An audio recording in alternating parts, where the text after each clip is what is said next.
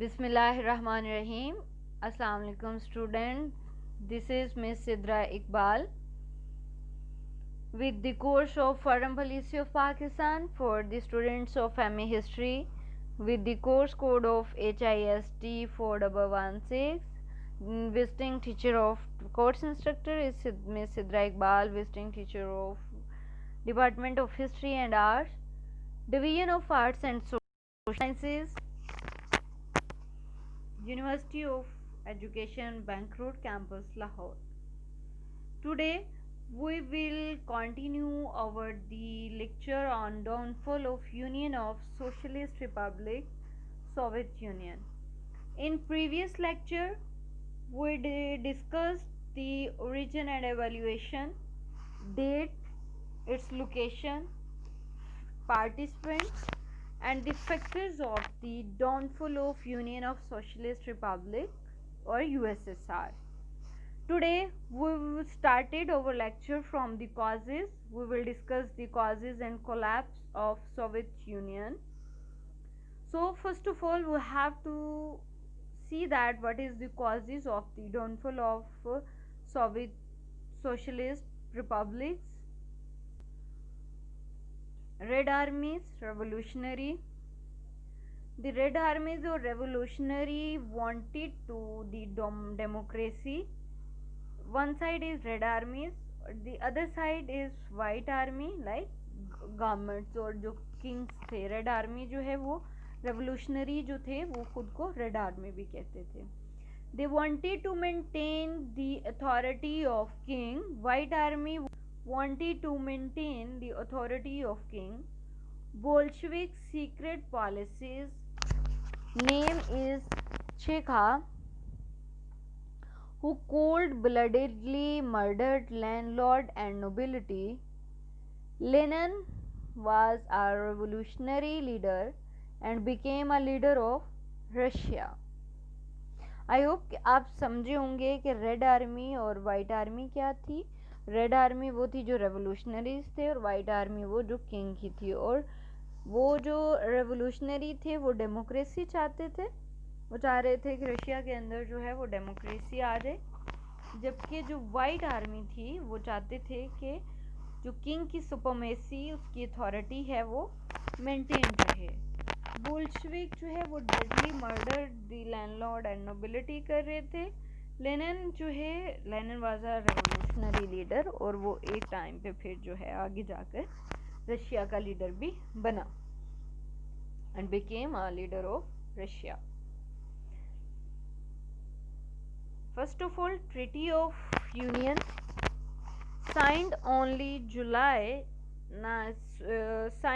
July 1923, Russia, Bulgaria, Georgia, Armenia and Azerbaijan. These countries signed treaty and later 15 states also joined USSR. Great Purge 1936 to 1938, the opposition who against him he murdered them, make prisoner and exile in labor camp. Famine come on 1932 to 1933. Famine are always a destructive thing. Joseph Stalin, January 1924, after Lenin's death, Joseph Stalin became the next leader. During his era, industrial progress, economical progress and defense progress,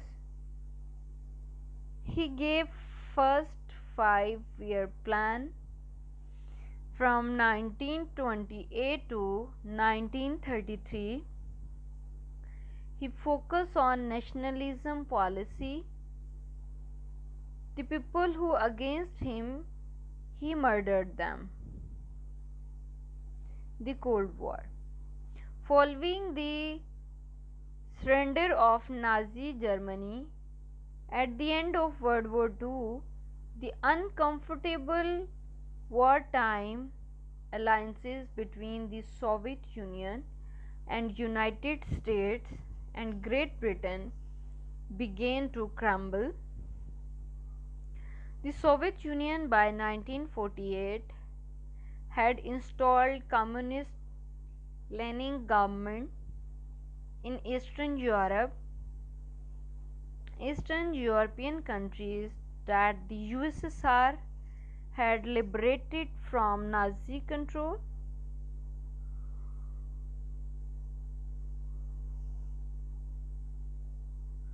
During the war, the Americans and British feared the spread of communism into Western Europe and worldwide.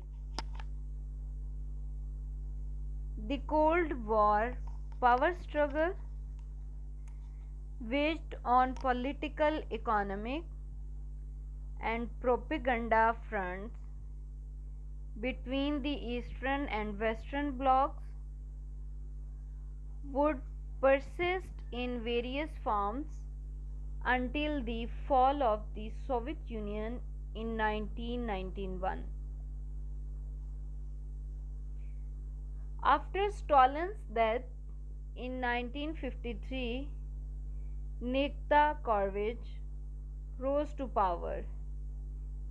He became Communist Party secretary in 1953 and premier in 1958 at home. However, Khrushchev initiated a series of political reforms that made Soviet society less repressive. During this period, later known as de-Stalinization, Khrushchev criticized Stalin for arresting and reporting opponents, took steps to raise living conditions, freed many political prisoners, loosened artistic censorship, and closed the Gulag labor camps, deteriorating relations between the Soviet Union and neighboring China, and food shortages across the USSR eroded Khrushchev's legitimacy in the eyes of the Communist Party leadership. Members of his own political party removed from office in 1964. Second World War. America capitalist था, USSR communist. After the Second World War, the two supreme powers occurred on the world. One is America and the second is USSR. America followed the theory of capitalism and USSR followed the theory of communist. In 1949, USA allies signed and made an organization, NATO, against the political policy of Russia. Therefore, USSR signed Warsaw Pact Friendship Alliance. In 1953, Stalin died. Oil prices and economic inefficiency. The date of the USSR's collapse is well known. It's not the day of Bolshevik occurred, nor the August Comp. It was Sept 13, 1985, when Saudi Arabia's Minister of Oil, Yamni, declared that Saudi Arabia was quitting the agreement on oil production restraint and started to boost its share in the oil market. After this, Saudi Arabia increased oil production by 5.5 fold and oil prices dropped by 6.1 fold, wrote Edgar Geard, the architect of radical economic reforms in post-Soviet Russia in 1990s.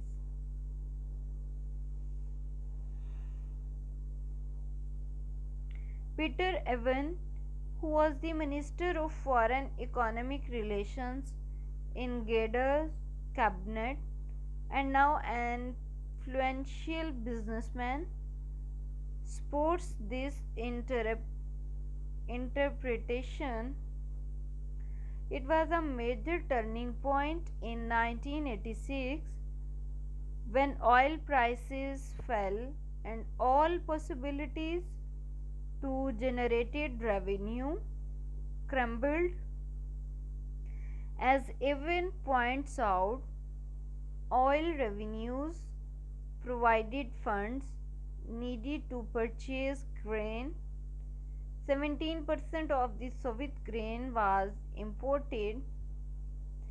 The money was also used to bribe the elites in the form of consumer goods that the state brought from the West, since the USSR could not produce items of such quality, and to make them available to the upper stratum.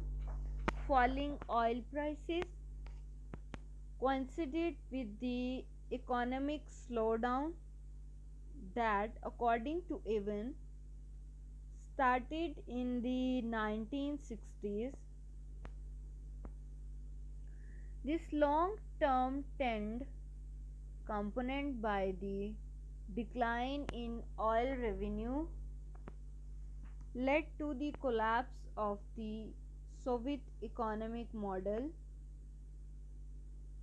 Ethnic tensions in the late 1980s, the time of perestroika, there was an ever increasing level of violence caused by competing ethnic nationalism in the Soviet republics.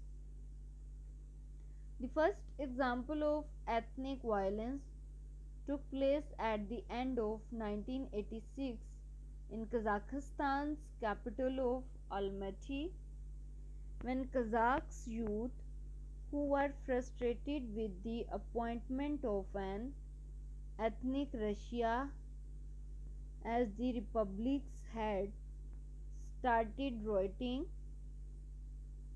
Eventually, troops were sent in to quell the unrest. Then there was a pogrom in the Azerbaijani town of Samgate, and the violent events in Tbilisi, as well as Baku and other places. The bloodiest conflict took place in Karabakh between Azerbaijan and Armenia, and which is sometimes called one of the main political triggers that started the disintegration of the USSR. By the late 1980s, ethnic conflicts took a new deadly turn, claimed hundreds of lives in fighting. Gorbachev's reforms, make no mistake, poor economic performance and growing nationalism certainly mattered, but the factor that truly triggered the collapse of the Red Empire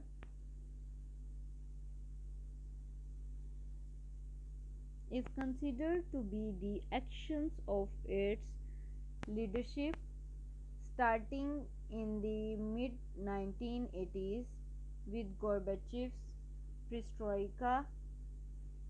There is a popular conspiracy theory in Russia that Gorbachev deliberately sought to destroy socialism and the Soviet Union.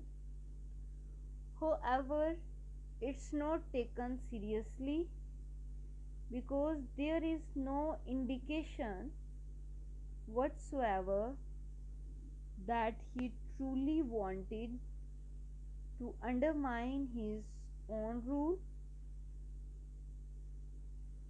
On the contrary, Perestroika tried to reform the Soviet system, which by that time demonstrated signs of degradation. His first reforms, the so called acceleration of the economy, were supposed to unleash the potential of modernized socialism. Shlapantok calls these reforms New Stalinist because they were conducted in the same paradigm as the policies of Gorbachev's ruthless predecessors. Despite Gorbachev's best intentions, the economy failed to accelerate, and on the contrary, his ineffective policies led to a downward spiral that weakened the state. The Soviet system before Gorbachev had performed poorly with fits and starts, but due to his reforms, it simply stopped functioning. In the sociologist's word, in the desperate search for ways to modernize the economy, Gorbachev started the radical process of democratization that made the death of the Soviet system and empire inevitable as there appeared new actors among whom was Boris Yeltsin, who wanted to create an independent Russia. This meant the inevitable demise of the USSR. Mafia oligarchies seized state-owned assets and enterprises throughout Russia, such as telecommunication and energy networks and industries, and the mafia extorted the public in exchange for providing security and enforcing laws, whatever the Russian government was unable to. Though the current Russian administration has had some success combating organized crime, the Russian mafia is still extremely powerful and well connected. However, in an autocratic society such as that of Russia, anyone who speaks in opposition to government corruption will be arrested, exiled, or even murdered under mysterious circumstances. This operation stymied Russia's chances of establishing a true democracy and allows government corruption to continue to expand. Some of causes, the fall of Soviet Empire also had far-reaching effects on the world as a whole, particularly among its former Soviet satellite nations. For some countries, such as Azerbaijan and Kazakhstan, Oil and natural gas exports have created prosperity but have also enabled corruption. Countries such as Lithuania and Latvia underwent dramatic transformation by quickly turning to the West, adopting Western ideas and political learning, while other countries such as Armenia and Tajikistan have struggled to flourish in the post Soviet era, and many citizens remain poverty stricken while the state and their political remain in flux. The Soviet Union's collapse also affected countries outside the former Soviet bloc. For instance, since the end of the Cold War, China has expanded to become a major world superpower, and the European Union has extended its influence into areas that Moscow once controlled.